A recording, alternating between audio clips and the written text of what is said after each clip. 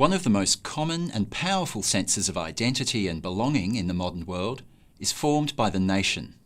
The planet may be divided into separate sovereign states, but it's also a world of nations. In fact, there are many more nations on Earth than there are sovereign states. But it's complicated. Some sovereign states incorporate multiple nations, and some nations straddle several states. This disjuncture between nation and state doesn't just complicate senses of belonging and identity, it also creates demands that erupt into violence. So, what is a nation? Fundamentally, a nation is a political community. Like any political community, it's finite, limited both territorially and in terms of who's included. Historic connection to territory has often been expressed through gendered terms such as fatherland and motherland. Who's imagined to be part of the nation is also limited. A nation is exclusive. It's limited to those who share consciousness of belonging to the same community, who identify with the nation and its symbols.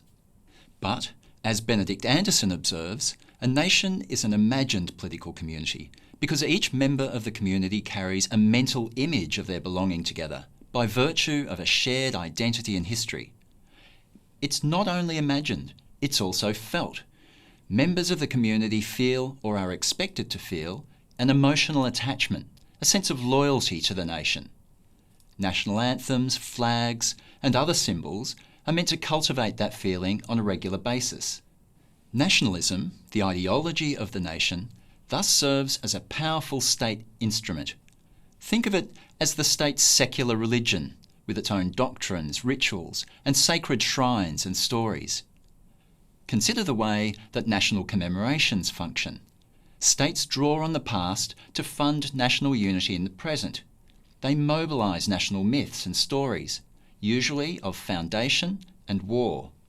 In Australia, the First Fleet's arrival on January 26, 1788, and the landing of Australian troops at Gallipoli on April 25, 1915 during the Great War, perform this function. January 26th is now the official day of national celebration, Australia Day. But that date is increasingly contested and criticised for sanctifying the invasion and colonisation of Aboriginal and Torres Strait Islander lands. There are rival conceptions of the nation in play here, competing nationalisms.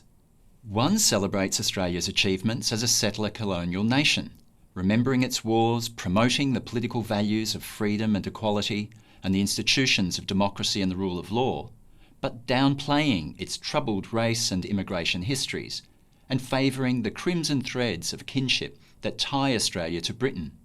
The other appreciates the political values of freedom and equality, and the institutions of democracy and the rule of law, but seeks to reconcile the nation with its history, acknowledging the original owners of the land and recognising the nation's multicultural and racially diverse composition.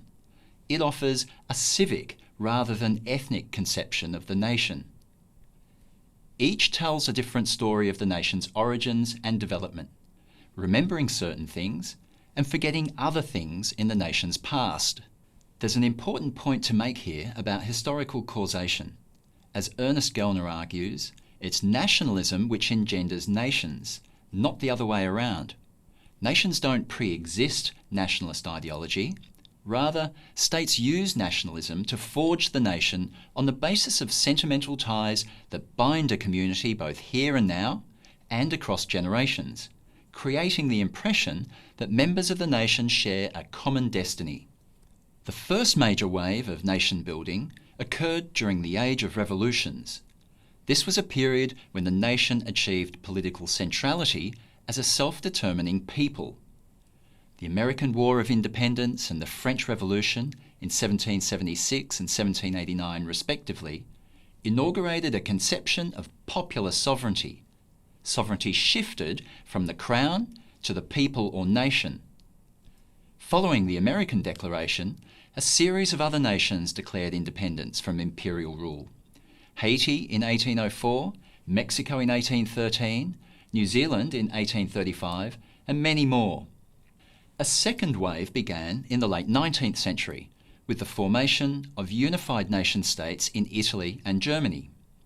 This wave culminated in the collapse of the great multi-ethnic empires of Eurasia in the aftermath of the Great War, generating a number of smaller European nations, formerly under imperial control, who claimed the right to govern themselves.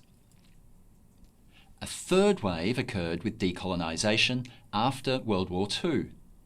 Many African and Asian nations succeeded in bitter anti-colonial struggles, achieving independence and demanding sovereign and racial equality. This was the beginning of an incomplete process challenging the white and European-dominated liberal world order. Nationalism is used by states to generate communal feeling. But given the relationship between nationalism and masculinity, as pointed out by feminist theorists, it can also be used to generate intolerance, fear, and hostility towards others, whether they're inside or outside the state. Political theorists from Hannah Arendt to Michael Ignatieff have tried to understand how neighbours can be turned into enemies who must be expelled or exterminated. It begins with political leaders degrading or feminising minorities or foreigners before violently subjugating or killing them. Hitler's dehumanising of Jews, Roma and gays was a precursor to the Holocaust. Something similar occurred in Rwanda and former Yugoslavia in the 1990s, where conceptions of the nation, purified of foreign bodies, led to ethnic cleansing and genocide. The political community imagined here is antithetical to multicultural or multi-ethnic states and legitimises extreme political violence. Nations and nationalism have been defining features of modern international relations. History tells us that political rulers manipulate nationalism to shape and reshape the national community, often violently. But nationalism has also been used as a source of liberation for some subjugated peoples. The ambivalence of nationalism thus makes it an intriguing dynamic in the study of international relations.